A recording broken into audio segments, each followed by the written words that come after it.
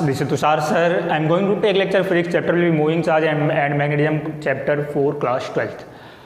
इसके last lecture में हमने एग्जाम्पल सॉल्व किए थे। क्वेश्चन नंबर 4.1 से लेकर 4.9 तक आपका हो चुका है। आज हम डील करते हैं क्वेश्चन नंबर 4.10 से, ठीक है। 1 से 9 तक आपका क्वेश्चन हो चुका है। आज हम देखते हैं क्वेश्चन नंबर 10। देखो क्वेश्चन देखो, दिया है कि the horizontal component of earth magnetic field at certain place is 3 × 10⁻⁵ Tesla. किसी भी जगह पर, हिंदी मीडियम के स्टूडेंट मैं हिंदी में एक्सप्लेन कर रहा हूँ, किसी भी जगह पर पृथ्वी का जो चुंबकीय क्षेत्र है, अर्थ का जो मैग्नेटिक फील्ड है, वह दिया है, कितना दिया है, 3 × 10⁻⁵ टेस्ला। अर्थ का मैग्नेटिक फील्ड कितना दिया आपका, क्वेश्चन नंबर 4.10, B = 3 × 10⁻⁵ टेस्ला। पृथ्वी के किसी भी स्थान पर जो चुंबकीय क्षेत्र है वो इतना दिया। आगे देखो, एंड डायरेक्शन ऑफ फील्ड, और इस जो ये जो मैग्नेटिक फील्ड है इसकी डायरेक्शन कहाँ पर है, is from geographic south to geographic north, यानी कि इसकी जो डायरेक्शन है वो साउथ से कहाँ पर है, नॉर्थ की तरफ है। दक्षिण से उत्तर की तरफ है इसकी डायरेक्शन। इसकी जो डायरेक्शन है वो कहाँ पर है, साउथ टू नॉर्थ। क्वेश्चन में दिया है साउथ टू नॉर्थ। तो सबसे पहले मैं एक डायग्राम ड्रॉ करता हूँ। डायग्राम कैसे ड्रॉ करोगे, ये मैंने आपको कई बार बताया, इसके पहले भी कई क्वेश्चन आपके हो चुके हैं। ये है डायरेक्शन ईस्ट, ये हुआ ईस्ट, ये हुआ वेस्ट, ये हुआ नॉर्थ और इसके बाहर south. North, south, east, west. तो ये ईस्ट और वेस्ट को तो मैंने डायरेक्ट ऐसे ड्रॉ कर दिया। देखो ये तो डायरेक्ट ड्रॉ हो गया, ये हो गया ईस्ट और ये हो गया वेस्ट। बात आती है इसके अंदर क्या है, नॉर्थ है, ये डायरेक्शन नॉर्थ की है और इसके बाहर साउथ की है। तो इसके अंदर नॉर्थ है, तो नॉर्थ को मैं किससे लिखता हूं, क्रॉस से, और साउथ को मैं किससे लिखता हूं, डॉट से। ये तो आपको ये कई बार आपका हो चुका है। ये डायरेक्शन आपको समझ में आता है, मतलब नॉर्थ कहां पर है, अंदर की तरफ, साउथ कहां पर है, बाहर की तरफ। चलो, मैग्नेटिक फील्ड की डायरेक्शन कहां पर है, साउथ से नॉर्थ। अब मुझे आप ये बताओ, यहां पर मैग्नेटिक फील्ड को मुझे रिप्रेजेंट करना है, कैसे आप रिप्रेजेंट करोगे। मैग्नेटिक फील्ड साउथ से नॉर्थ है, ये है साउथ, ये है नॉर्थ, यानी मैग्नेटिक फील्ड आपके इस तरीके से जा रही है। ये मैग्नेटिक फील्ड की डायरेक्शन, ये हुआ आपका मैग्नेटिक फील्ड बी की डायरेक्शन, साउथ से नॉर्थ, इस तरीके से मैग्नेटिक फील्ड आपका है। चलो आगे, a very long straight conductor carrying a steady current of 1 ampere. एक तार है, काफी लंबा तार है, उस तार के अंदर कितनी धारा जा रही है, 1 एम्पियर की धारा प्रवाहित होती है। एक वायर है, उस वायर के अंदर कितनी करंट प्रवाहित होती है, कितनी करंट फ्लो रही है, 1 एम्पियर की। चलो आगे, what is the force per unit length. What is the force per unit. Per unit का मतलब क्या हुआ, एकांक लंबाई। एकांक लंबाई पर लगने वाला बल कितना होगा, what is the force acting per unit length. Unit length पर लगने वाला फोर्स, मतलब यहां पर लेंथ कितनी दी है, 1 मीटर। आपको क्या निकालना है, आपको बताना व्हाट इज द फोर्स, बल कितना होगा। आगे, when it is placed on horizontal table and the direction of current is। तार को आपने कहां पे रखा है, हॉरिजॉन्टल टेबल पर, और तार के अंदर जो धारा बह रही है, तार के अंदर जो करंट फ्लो रही है वायर के अंदर, उसकी डायरेक्शन है ईस्ट टू वेस्ट और साउथ टू नॉर्थ। दो कंडीशन दिया है। सबसे पहले जो करंट है वो कहां पर है, ईस्ट टू वेस्ट। पहली कंडीशन, करंट की जो डायरेक्शन है वो कहां पर है, east to west. East to west, मुझे आप ये बताओ, यहां पर ईस्ट कौन सा है, ये, वेस्ट कौन सा है, ये मतलब कि वायर को आपने कैसे रखा है, वायर, ये तो वायर आपको इस तरीके से रखा है, ये करंट आपका इस तरीके, मतलब ये वायर है, करंट आपका इधर जा रहा है, और ये मैग्नेटिक फील्ड है। ये वायर है और ये मैग्नेटिक फील्ड है। एंगल कितना दोनों के बीच का, ये तो ये आई है और ये मैग्नेटिक फील्ड है। तो आई और मैग्नेटिक फील्ड के बीच का एंगल कितना मिला, 90 डिग्री का एंगल मिल रहा ना। ये एंगल कितने का, 90 डिग्री का। चल आपको बताना है कि इस वायर के ऊपर कितना फोर्स लगेगा। तो ये तो वही कॉन्सेप्ट हो गया, एक वायर है, उसके अंदर करंट फ्लो हो रही है, उसकी कुछ न कुछ लेंथ है, उस वायर को आपने मैग्नेटिक फील्ड में रखा है, तो इस वायर के ऊपर कितना फोर्स लगेगा। तो फोर्स कितना लगता है ये तो आपका मैंने आपको फॉर्मूला बताया हुआ है। फोर्स कितना लगेगा, F = BIL sin theta. What is the theta, theta is the angle between L and B, L and B, तो ये है L और ये है B। What is the angle, 90 degree, theta is the 90 degree. Solve कर लेते हैं। B कितना है, 3 × 10⁻⁵, I कितना है 1 एम्पियर, लेंथ कितनी है 1 एम्पियर, थीटा sin 90, sin 90 की वैल्यू 1, ये आपका हो जाएगा 3 × 10⁻⁵, 3 × 10⁻⁵, दैट इज न्यूटन। ये आपका फोर्स आ गया। ठीक है, ये तो हो गया पहले की बात।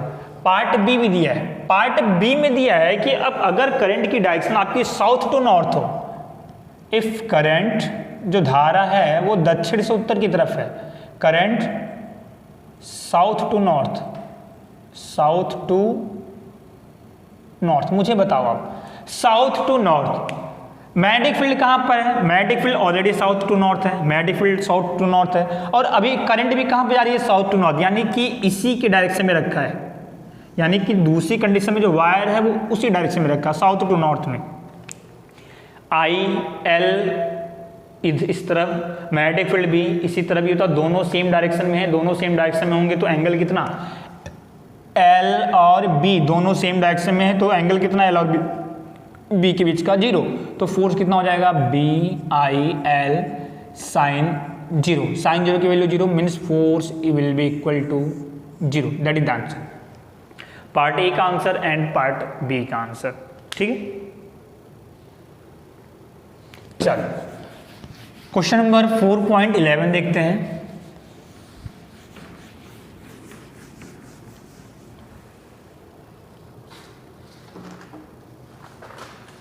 क्वेश्चन काफी लेंदी है तो क्वेश्चन देख के परेशान मत होना आप, क्वेश्चन काफी लेंदी है तो क्वेश्चन देख के परेशान मत होना आप, एक एक स्टेप को पढ़ते रहो। देखो दिया है ए 100 turns closely bound circular coil, एक वृत्ताकार कुंडली है, एक सर्कुलर कॉइल है, उसके अंदर टोटल कितने फेरे हैं, कितने टर्न्स है, 100 टर्न्स है। तो लिखते रहो जैसे जैसे क्वेश्चन दिया है। सबसे पहले कॉइल कैसा है, सर्कुलर कॉइल, वृत्ताकार, उसके अंदर टोटल फेरों की संख्या, टोटल नंबर ऑफ टर्न्स कितने हैं, 100 टर्न्स हैं। चलो, closely bound circular coil of radius 10 centimetre, उसकी जो त्रिज्या है, त्रिज्या कितनी है, 10 सेंटीमीटर। तो सबसे पहले क्या करोगे, इसको मीटर में कन्वर्ट कर लो, 100 से डिवाइड करोगे तो कितना हो जाएगा, 0.10 metre. Again, and current of 3.2 ampere, और उस कॉइल में कितनी की करंट फ्लो रही है, 10 एम्पियर की करंट फ्लो रही है, सॉरी 3.2 एम्पियर की करंट फ्लो रही है। चलो क्या निकालना है, what is the field, what is the magnetic field at centre of the coil, coil के केंद्र पर चुंबकीय क्षेत्र का मान बताइए। पता आपको, ये बताओ एक सर्कुलर कॉइल है, सर्कुलर कॉइल में करंट फ्लो है, उसके सेंटर पे मैग्नेटिक फील्ड का फॉर्मूला आपको पता है, मैग्नेटिक फील्ड एट सेंटर कितना, μ0I/2a, ये 1 टन के लिए, अगर n टन होगा तो n से मल्टीप्लाई, सिंपल सी बात है, ये आपने देखा हुआ है। कितना हो जाएगा, μ0 की वैल्यू 4π × 10⁻⁷, I कितना है, I will be 3.2, number of turns आपने कितना निकाल के रखा है, 100, 2a क्या है, रेडियस है, रेडियस कितनी है 0.10, इसको हम सॉल्व करते हैं, ये आपका आता है 2 × 10⁻³ टेस्ला, यानी मैग्नेटिक फील्ड एट सेंटर, केंद्र पर चुंबकीय क्षेत्र का मान कितना हो जाएगा, 2 × 10⁻³ टेस्ला। पार्ट बी, ये तो हो गया पार्ट ए का आंसर। पार्ट बी देखो, क्वेश्चन आपका 4 पार्ट में डिवाइड है। पार्ट बी में दिया है, what is the magnetic moment of coil, चुंबकीय बल आघूर्ण कितना होगा। चुंबकीय बल आघूर्ण, मैग्नेटिक मोमेंट मतलब क्या, किसकी वैल्यू निकालनी है आपको, m की वैल्यू निकालनी है, सिंपल।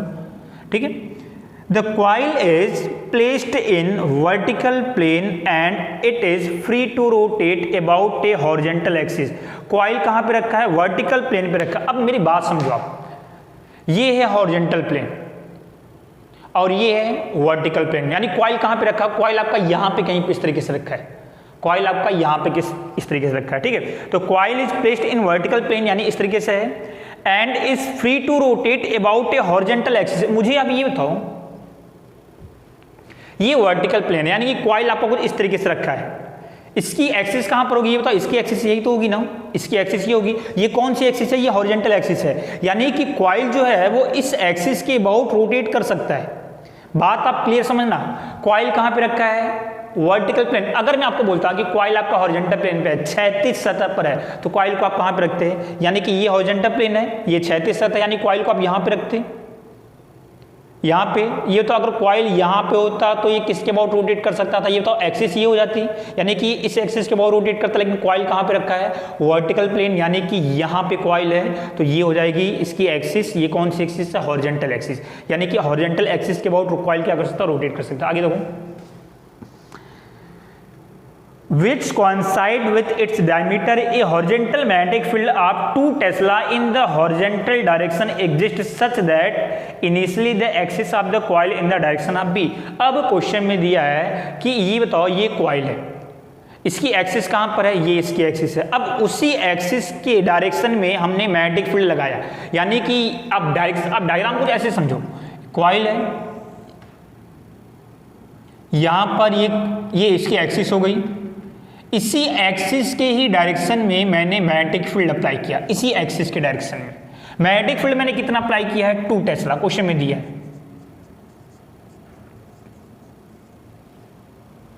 चलो आगे, 2 Tesla in the horizontal direction exists such that initially the axis of the coil in the direction of B, the coil rotates through an angle 90 degree। अब मेरी बात समझो, अब जैसे ही मैंने इसके ऊपर इस तरीके से मैग्नेटिक फील्ड अप्लाई किया, द कॉइल रोटेट्स 90 डिग्री, यानी पहले कॉइल इस तरीके से था, अभी कॉइल इस तरीके से, कॉइल आपका रोटेट कर गया, यानी कि कुछ कैसा हो गया? ये मैग्नेटिक फील्ड अभी भी उसी डायरेक्शन में है, कॉइल आपका ये रोटेट हो गया, कितना रोटेट हो गया? ये 90 डिग्री रोटेट हो गया। ये बताओ, कॉइल अगर इस तरीके से है तो इसका एरिया कहाँ पर होगा? एरिया की डायरेक्शन, अगर ये बताओ कॉइल अगर आपका यहाँ पर है तो एरिया कहाँ पर होता है? सरफेस के परपेंडिकुलर एंड आउटसाइड। ये हो गया एरिया। कॉइल को मैंने ऐसा कर दिया तो एरिया गया ऊपर, ठीक है, तो ये हो गया एरिया की डायरेक्शन। अभी एरिया कहाँ पर है? अभी तो एरिया हो गया ऊपर की तरफ। यहाँ पर ए और बी के बीच का एंगल कितना? 0। यहां पर ए और बी के बीच का एंगल कितना? 90। क्वेश्चन में दिया है। आगे आपको बताना है What are the magnitude of torque on coil in initial and final position। तो आपको बताना है कि तो इनिशियल में टॉर्क कितना होगा, प्रारंभिक अवस्था में बला गुण कितना होगा और अंतिम अवस्था में बला गुण कितना होगा, दोनों में आपको टॉर्क का वैल्यू बतानी है। सबसे पहले आप ये m निकाल लो। m कितना हो जाएगा? m का formula m equal to NIA बताया आपको। n की वैल्यू कितनी? 100। I करंट कितनी है? 3.2। एरिया कितना? एरिया कैसे निकालोगे? कॉइल कैसे सर्कुलर, तो एरिया कितना? पाई आर स्क्वायर 100 इंटू 3.2, पाई की वैल्यू 3.14, आर कितना? 0.10, तो 0.10 का स्क्वायर, इसको हम सॉल्व करते हैं, ये आपका आता है 10। ये m आपका आ गया, m की वैल्यू कितनी? 10। ये पार्ट बी का आंसर। पार्ट सी में क्या निकालना है? आपको टॉर्क निकालना है दोनों कंडीशन के लिए, तो मैं यहां पे लिखता हूं टॉर्क इनिशियल, प्रारंभिक। टॉर्क का फॉर्मूला कितना था? बताया आपको, mb sin थीटा। टॉर्क का फॉर्मूला कितना? mb sin theta. मुझे आप ये बताओ, यहां पर पहले केस में थीटा कितना है? 0, तो mb sin 0, sin 0 की वैल्यू 0, तो टॉर्क कितना? 0। तो पहले केस में जो टॉर्क है वो कितना आ गया? 0 आ गया। चलो दूसरे केस में टॉर्क निकालते हैं, torque in the final condition, तो M B sine theta. M कितना, एम की वैल्यू कितनी, एम की वैल्यू 10। और कौन से मैग्नेटिक फील्ड में आपने रखा है, तो मैग्नेटिक फील्ड में कितना रखा है, मैग्नेटिक फील्ड कितना दिया है 2 टेस्ला, तो 10 इंटू 2 इंटू साइन 90, साइन 90 की वैल्यू कितनी 1, तो 10 इंटू 2 यानी 20। इट इज द टॉर्क, ये आपका answer. Part C, part D भी इसमें दिया है, पार्ट डी भी दिया है इसमें। आप ये ए बी, अच्छा मैं डी यहां पे कर देता हूं।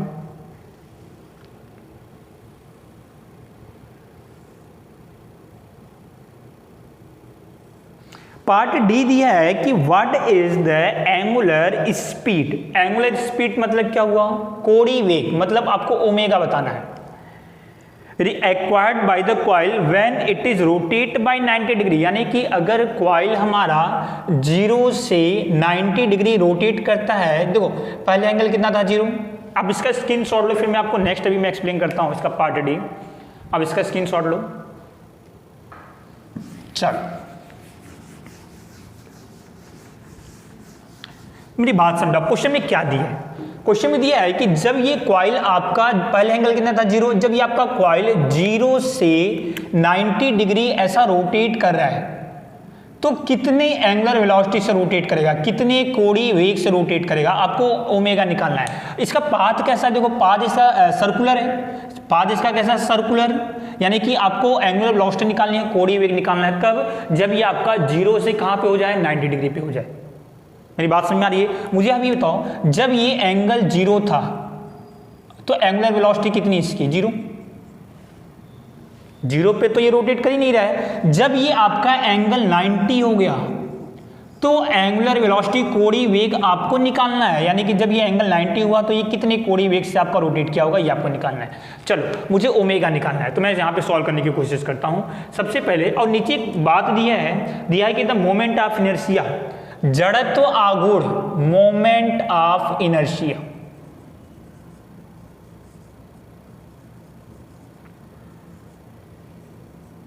कॉइल का जो जड़त्व आघूर्ण है वह दिया है, कितना दिया है 0.1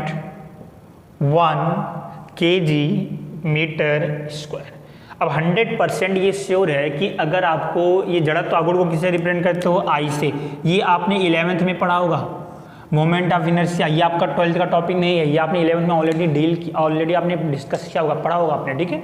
तो ये मोमेंट ऑफ इनर्शिया दिया कितना, 0.1 kg मीटर स्क्वायर। सबसे पहले मुझे आप ये बताओ, मोमेंट ऑफ इनर्शिया कब आता है, मोमेंट ऑफ इनर्शिया जड़त्व आघूर्ण कब आता है। मैं आपको थोड़ा सा मैं यहाँ पे डिस्कस करता हूँ दो चीजें।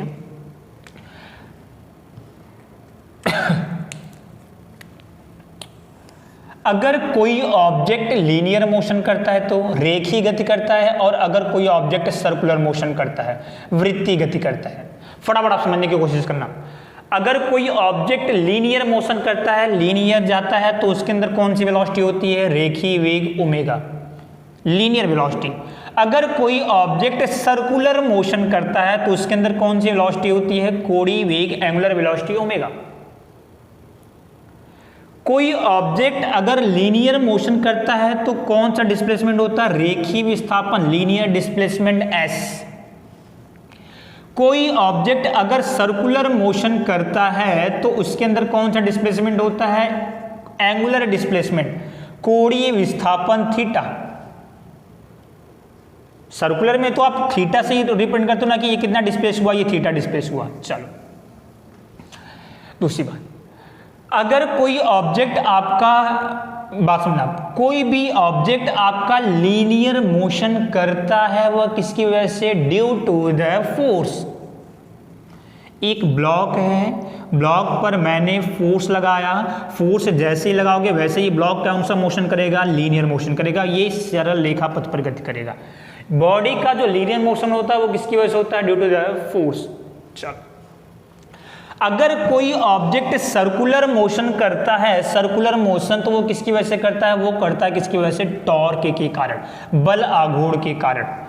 एक रॉड है ये, एक फोर्स मैंने यहाँ पे लगाया, एक फोर्स मैंने यहाँ पर लगाया, यहाँ पर टोटल कितने कपल ऑफ फोर्स है, तो एक फोर्स इधर है, एक फोर्स इधर है, मतलब कि एक फोर्स लग रहा है ऊपर की तरफ, एक फोर्स लग रहा है नीचे की तरफ, तो ये इसको क्या करेंगे, रोटेट करेंगे। मतलब ये जो रॉड होगा आपका वो सिंगल पॉइंट के अबाउट क्या करेगा, आपका रोटेट करेगा। अब यहाँ पे रोटेट हो रहा है ना, रोटेट हो रहा है मतलब ये किसकी वजह से रोटेट हो रहा है, ये फोर्स की वजह से रोटेट नहीं हो रहा है, यह किसकी वजह से रोटेट हो रहा है, कपल ऑफ फोर्स को हम बोलते हैं टॉर्क। यानी किसकी वजह से रोटेट हो रहा है, टॉर्क की वजह से, बल आघूर्ण की वजह से। चल, अगर कोई ऑब्जेक्ट लीनियर मोशन करता है, रेखीय गति करता है, तो उसके अंदर कौन सा त्वरण होता है, रेखीय त्वरण ए। और अगर कोई ऑब्जेक्ट सर्कुलर मोशन करता है तो उसके अंदर कौन सा त्वरण होता है, एंगुलर एक्सेलरेशन, कोणीय त्वरण अल्फा। एंगुलर एक्सेलरेशन, कोणीय त्वरण अल्फा, लीनियर एक्सेलरेशन और एंगुलर एक्सेलरेशन। एक्चुअली में ये सब आपका 11 का है, बट यहाँ पे थोड़ा सा यूज होगा, इसलिए मैंने आपको थोड़ा सा बता दिया कि आपको इनके बीच में थोड़ा सा डिफरेंस पता हो। अब जैसे मैं आपसे पूछता हूँ कि अगर आपको लीनियर के बारे में सब कुछ पता है तो आप एंगुलर के बारे में आप सब कुछ निकाल सकते हो, सर्कुलर के बारे में आप सब कुछ निकाल सकते हो, ठीक है।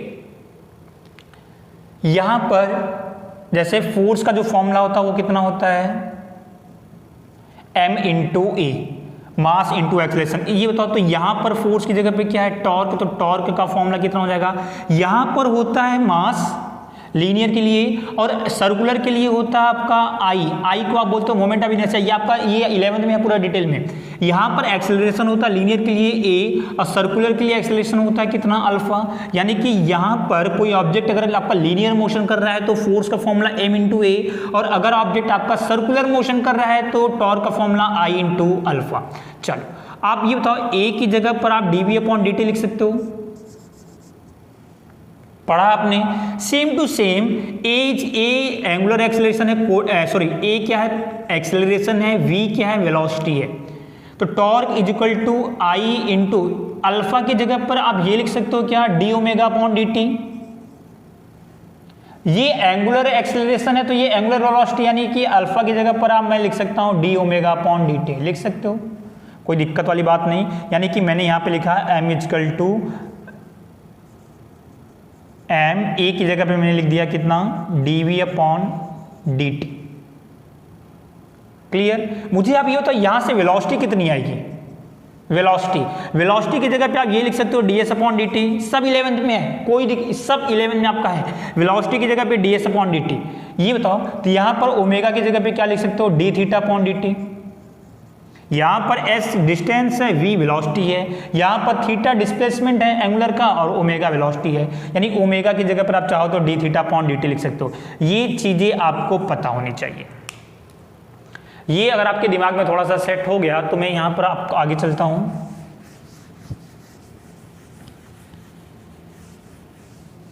आपको ओमेगा निकालना है तो ये बताओ इसका मोशन कैसा है, सर्कुलर मोशन होगा तो फोर्स होगा कि टॉर्क होगा, 100% श्योर है टॉर्क होगा। चलो अगर टॉर्क होगा तो टॉर्क कितना होगा, टॉर्क का फॉर्मूला भी मैंने अभी आपने देखा mv sin थीटा।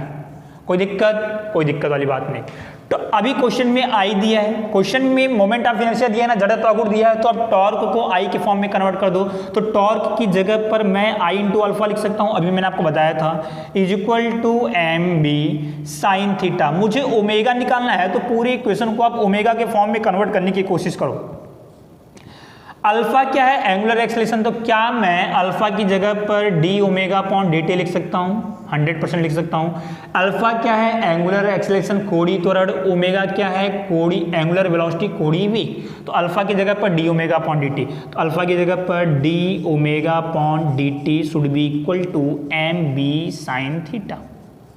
कोई दिक्कत वाली बात नहीं। आपको ओमेगा निकालना है तो मैं यहां से थोड़ा सा चेंज करने की कोशिश करता हूं। मैंने यहां पे क्या किया, मैंने यहां पे लिखा I into d/dt should be equal to mb sin theta. चल यहां पर थीटा है तो आप मुझे इसको मैं थोड़ा सा थीटा के फॉर्म में लेके आने की कोशिश करता हूं। मैंने यहां पे क्या किया, d थीटा से डिवाइड किया और d थीटा से मल्टीप्लाई किया। कोई दिक्कत वाली बात नहीं। d थीटा आपका कैंसिल हो जाएगा, तो d/dt था तो d/dt पहले से है, is equal to mb sin theta. d θ/dt क्या है, D theta upon D T, what is the D theta upon D T, D theta upon D T, ये क्या है आपका, ये है आपका omega. D theta upon D T क्या है, ये है आपका ओमेगा। तो मैंने यहाँ पे लिखा I into omega D omega, ये ओमेगा हो गया, D omega upon D theta इधर आपका आ गया, तो M B sine theta into D theta. Concept आपको पता हो चुका है। ये बताओ यहाँ पर डी ओमेगा है, डी ओमेगा से आपको ओमेगा चाहिए तो क्या करोगे, बोथ साइड इंटीग्रेट। तो मैंने यहाँ पर बोथ साइड इंटीग्रेट किया, समाकलन मैंने दोनों साइड किया। क्या लिखोगे, I into integrate omega D omega is equal to M constant है, डी के साथ क्या है, थीटा है, तो थीटा वाली टर्म को अंदर की तरफ रखो, बाकी सारी वैल्यू कॉन्स्टेंट आएगी, तो साइन थीटा अंदर रहेगा, एम और बी कॉन्स्टेंट बाहर हो गया, sine theta D theta. Limit मैं लिमिट पुट अप करता हूं, यहां पर किसकी लिमिट है, एंगल की, और यहां पर किसकी लिमिट है, ओमेगा की। जब एंगल 0 था तो ओमेगा कितना था, 0। जब एंगल 0 था तो ओमेगा कितना था, 0, लोअर लिमिट। जब एंगल 90 हो गया तो ओमेगा आपको निकालना है, ये आपको निकालना है। चलो, आई इंटू ओमेगा का इंटीग्रेशन ओमेगा के रिस्पेक्ट में, पावर एक है तो एक पावर ऐड कर दोगे, उसी पावर से डिवाइड कर दोगे, ये सब आपको पता होगा। लोअर लिमिट और फाइनल लिमिट, यहां पर पावर एक है ना, तो एक पावर ऐड करते हो और उसी पावर से डिवाइड करते हो समाकलन करते समय, एम बी। साइन थीटा का इंटीग्रेशन होता है माइनस कॉस थीटा, और लिमिट पुट अप करेंगे 0 से 90, ये सब 11 में आपने पढ़ा होगा इंटीग्रेशन कैसे होता है, ठीक है। 2 को बाहर कर दिया तो I upon 2, limit put up कर दोगे तो ओमेगा की जगह पे सबसे पहले upper limit omega square minus फिर लोअर लिमिट 0, माइनस बाहर आ जाएगा, minus M B, upper limit theta की जगह पे सबसे पहले 90 तो कॉस 90, माइनस फिर लोअर लिमिट कॉस 0। चल कितना आ गया ये, I upon 2 into omega square minus 0, omega square should be equal to minus M B cos 0, cos 90 की वैल्यू 0 और माइनस कॉस 0 की वैल्यू 1, माइनस माइनस प्लस हो जाएगा, तो ये हो जाएगा I omega square by 2 is equal to M B. Omega square is equal to कितना, 2mb अपॉन आई। क्या लिख सकते हो आप इसको, ओमेगा इक्वल टू कितना हो जाएगा, 2mb अपॉन आई पे पावर 1/2, या तो अंडर रूट कर सकते हो, अंडर रूट। इसको अगर मैं लिखता हूं तो omega equal to under root 2m। m कितना आया था इसके पहले, m की वैल्यू थी आपकी कितनी, 10। मैग्नेटिक फील्ड कितना आया था, मैग्नेटिक फील्ड आपका कितना था, 2 divided by moment of inertia कितना था आपका, 0.10, 0.1, ये आपका मोमेंट ऑफ इनर्शिया था। तो यहां से आप ओमेगा निकालते हो तो ये आपका आता है कितना, 20, दैट इज द आंसर। ठीक है, ये आपका आंसर हो गया। ओमेगा कोडी वे कितना आपका आ गया, 20। ये थोड़ा सा ट्रिकी क्वेश्चन था आपका, अच्छा क्वेश्चन था। अब इसका स्क्रीनशॉट लो, फिर मैं नेक्स्ट क्वेश्चन सॉल्व करता हूँ।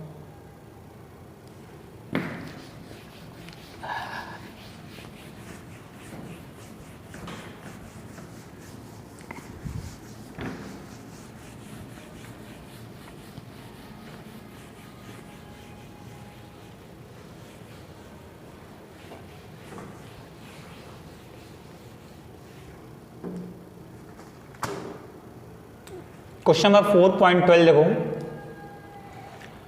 क्वेश्चन नंबर 4.12 देखो, अब दिया है कि एक करंट कैरिंग सर्कुलर लूप, एक लूप है जिसमें करंट फ्लो रहा है, lies on a smooth horizontal plane. वो इस लूप को आपने कहाँ पे रखा है, हॉरिजॉन्टल प्लेन पे। तो हॉरिजॉन्टल प्लेन कौन सा, ये हॉरिजॉन्टल प्लेन है, यानी कि लूप को आपने कहाँ पे रखा है, इस तरीके से रखा है।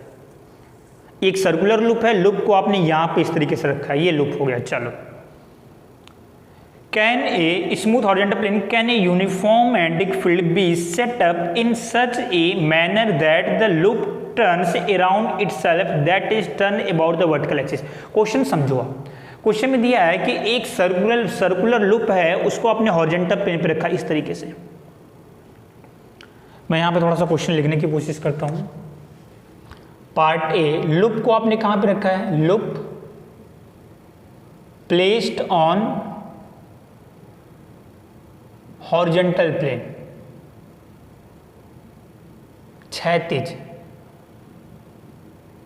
क्षैतिज सतह, यानी कि लूप को आपने यहां पे इस तरीके से रखा है।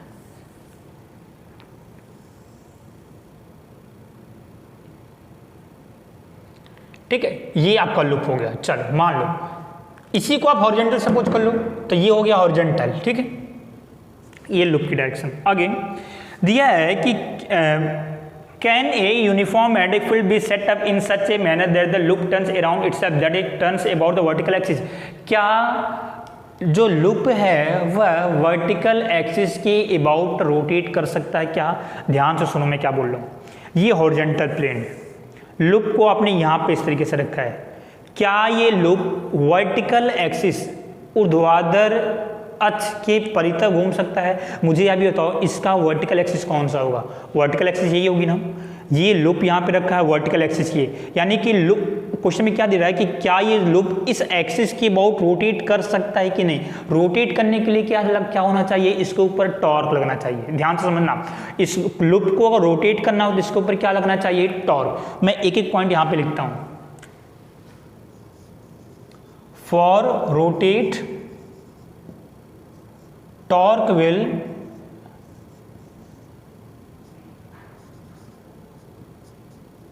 should be necessary।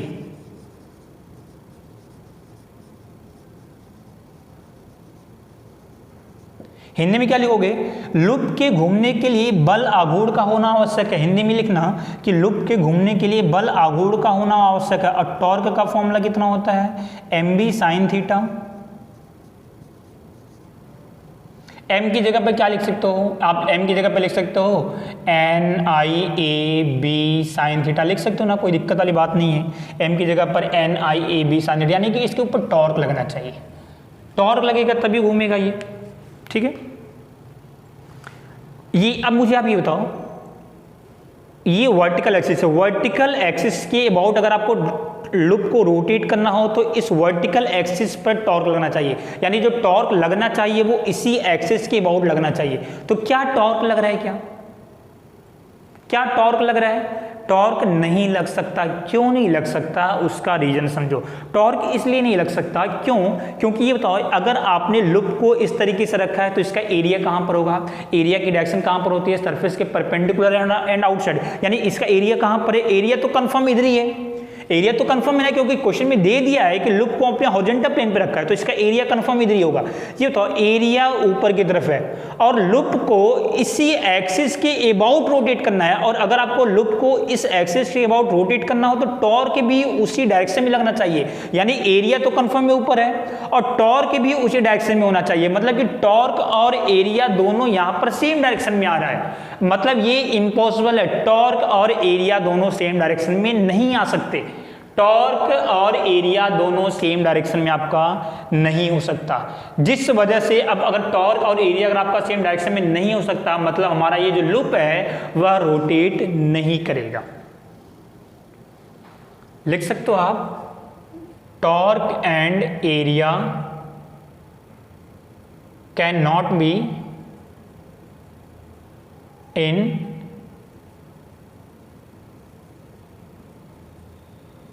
same direction, so loop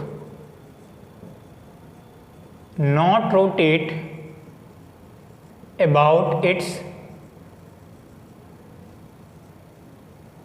vertical axis. Hindi में क्या लिखोगे कि बल आघूर्ण और क्षेत्रफल एक ही दिशा में नहीं हो सकते, जिसके कारण हमारा जो लूप है वह हमारा लूप अपने ऊर्ध्वाधर अक्ष के परितः घूमेगा नहीं।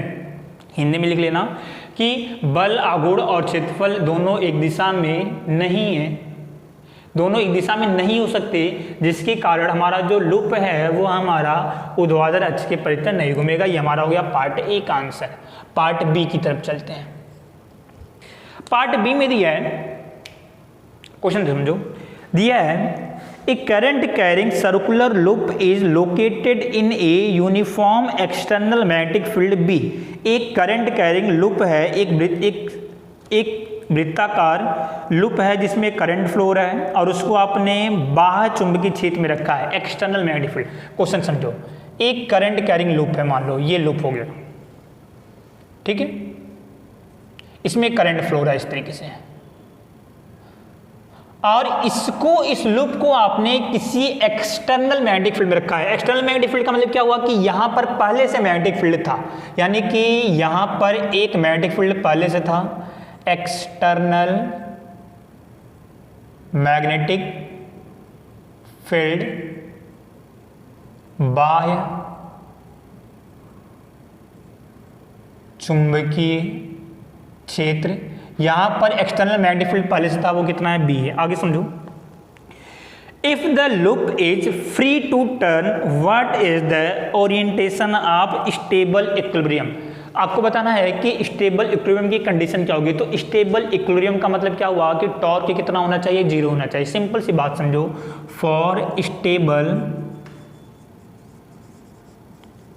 इक्विलिब्रियम साम्य अवस्था के लिए टॉर्क कितना होना चाहिए, हमारा जीरो होना चाहिए। टॉर्क हमारा जीरो कब होगा, टॉर्क का फॉर्मूला कितना होता है, एम बी साइन थीटा, यानी N I A B sine theta. Torque हमारा जीरो कब होगा, ये बताओ, टॉर्क जीरो होने के लिए हमारा थीटा क्या होना चाहिए, जीरो होना चाहिए। सिंपल सी बात है, हमारा अगर टॉर्क हमारा यहाँ पर जीरो है तो थीटा कितना होना चाहिए, जीरो होना चाहिए। अब थीटा जीरो कब होगा, जब ए और बी दोनों सेम डायरेक्शन में हो। ए और बी दोनों सेम डायरेक्शन में होने का मतलब क्या हुआ, मुझे आप ये बताओ, इसका एरिया कहाँ पर है, एरिया इसका कहाँ पर है, सरफेस के परपेंडिकुलर एंड आउटसाइड, यानी एरिया कहाँ पर है, बाहर की तरफ। एरिया की डायरेक्शन डॉट, मैग्नेटिक फील्ड भी कहाँ, यानी यहां पर जो एक्सटर्नल मैग्नेटिक फील्ड है, जो बाहर का जो मैग्नेटिक फील्ड है, वो भी कहां पे होना चाहिए, वो भी हमारा होना चाहिए कहां पर, बाहर की तरफ। इसका जो, यानी कि यहां पर पहले से मैग्नेटिक फील्ड है बी, उसकी डायरेक्शन कहां पर है, डॉट डॉट डॉट।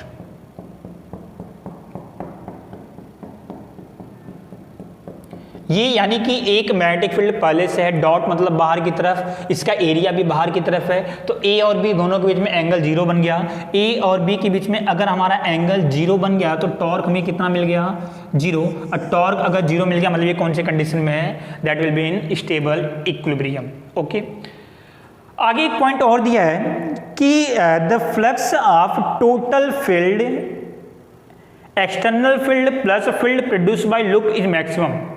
देखो इसका मतलब क्या है, मुझे आप ये बताओ,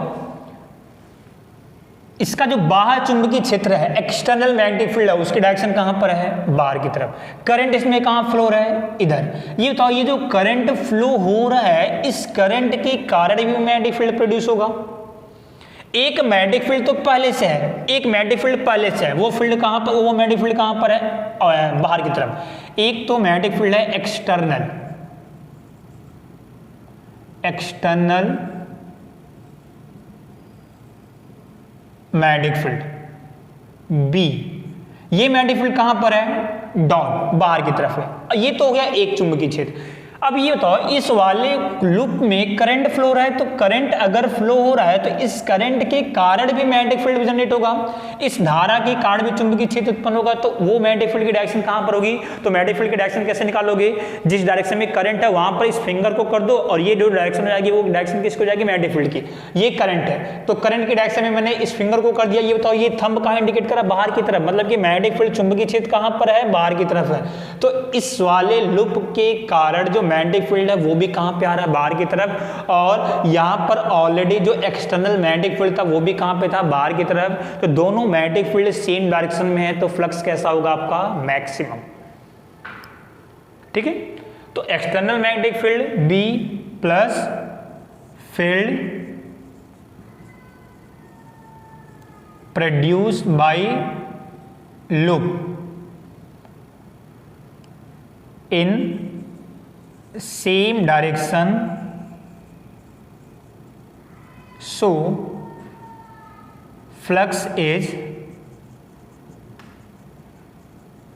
maximum। क्या लिखोगे, बाह्य चुंबकीय क्षेत्र और लूप के कारण चुंबकीय क्षेत्र दोनों समान दिशा में होने के कारण हमारा जो फ्लक्स होगा वो कैसा होगा, मैक्सिमम होगा। ये डॉट बाहर की तरफ है, ये भी कैसा है, डॉट बाहर की तरफ है, तो दोनों समान दिशा में होने के कारण हमारा जो फ्लक्स होगा वो कैसा होगा, महत्तम होगा। ठीक है, अब इसी में पार्ट सी दिया है, A loop of irregular shape carrying current is located in an external magnetic field. If wire is flexible, why does it change to a circular loop? देखो क्वेश्चन में दिया है कि अब अगर मैंने इसी मैग्नेटिक फील्ड के अंदर, ये जो मैग्नेटिक फील्ड एक्सटर्नल, इसी के अंदर कोई इरेगुलर शेप का कोई कॉइल रखा, मान लो ये मैग्नेटिक फील्ड है बी, इसी मैग्नेटिक फील्ड के अंदर अगर मैंने कोई इरेगुलर शेप का कोई कॉइल रखा, करंट कैरिंग कॉइल, तो ये जो कॉइल है, ये जो कॉइल है, ये अगर ये मैं आपको बोलता हूं ये फ्लेक्सिबल है, यानी कि ये फ्लेक्सिबल है कॉइल, तो ये कॉइल आपका एक सर्कुलर फॉर्म में कन्वर्ट हो जाता है। क्यों?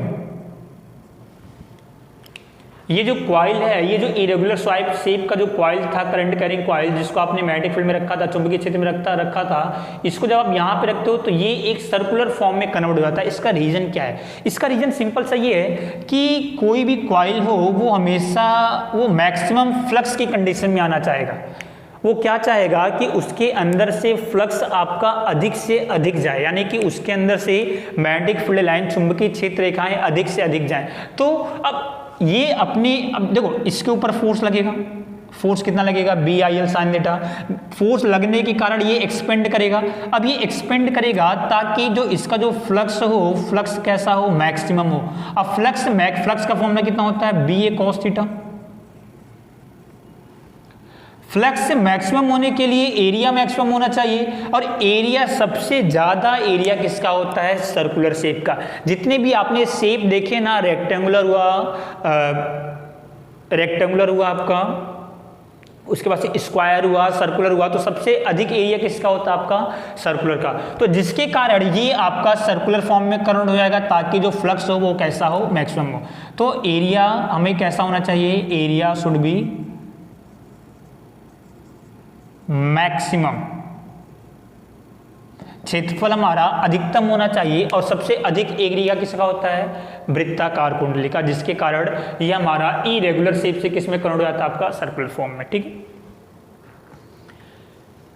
चलो ओके, कोई दिक्कत नहीं, आप इसका स्क्रीनशॉट लो। फिर लास्ट क्वेश्चन है, क्वेश्चन नंबर 4.13।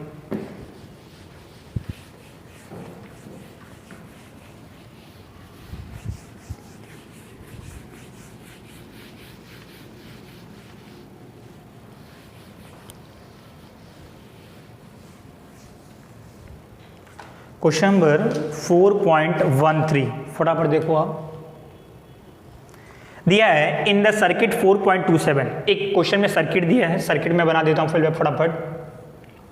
क्वेश्चन में एक सर्किट आपको गिवन है, ये एमीटर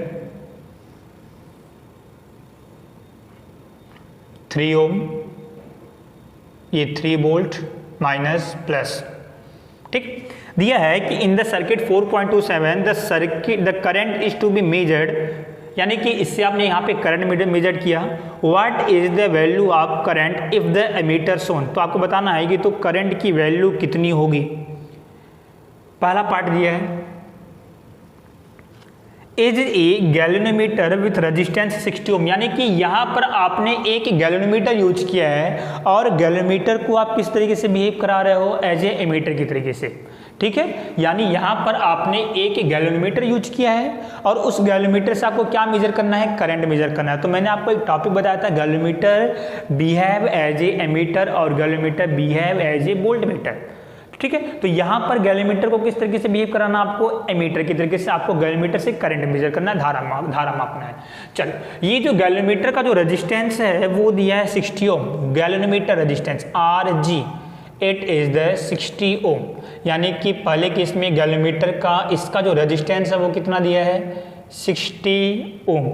आप मुझे ये बताओ गैलोमीटर का रेजिस्टेंस 60 ओम है और आपको बताना है कि इस सर्किट में कितनी करंट फ्लो होगी। पहला सिचुएशन, कितनी करंट फ्लो होगी ये बताओ। यहाँ पे करंट आपका इस तरीके से जाएगा, पूरे सर्किट में करंट आपका इस तरीके से फ्लो होगा। तो करंट का formula I is equal to V upon net resistance. तो I is equal to voltage कितना है 3 डिवाइडेड बाय नेट रेजिस्टेंस। ये बताओ टोटल सर्किट में कितना रेजिस्टेंस है, कितना प्रतिरोध है। एक तो ये है 3 ओम का और एक ये जो गैलोमीटर है, ये जो गैलोमीटर है जो एक एमीटर की तरीके से बिहेव कर रहा है, इस गैलोमीटर का रेजिस्टेंस कितना है 60 ओम। ये दोनों कौन से कनेक्शन में है, सीरीज में है। ये दोनों कौन से कनेक्शन में है, सीरीज में है। तो ये बताओ तो यहाँ पे नेट रेजिस्टेंस कितना हो जाएगा 60 प्लस 3। तो I is equal to 3 upon 63।